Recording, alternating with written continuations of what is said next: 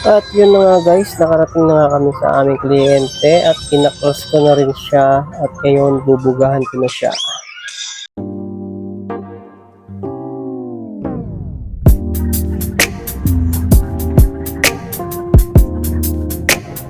Yun guys, tapos na natin bugahan, kinakabitan ng tropa natin. Ayun guys, outdoor na kami. Ito yung outdoor niya guys sa taas sa katawan.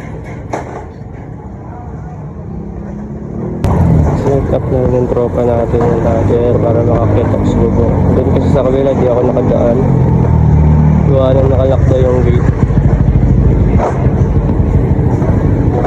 Set upin natin guys, sakitin natin.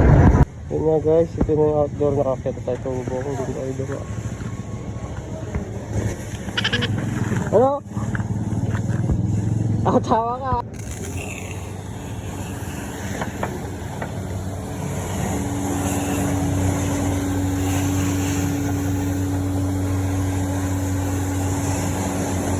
Yun guys, tumagat po ako.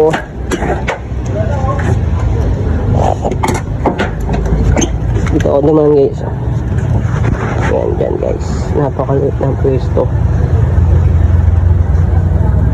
Ayun, tapos na kami. Susunod naman namin sa Kalayaan ulit.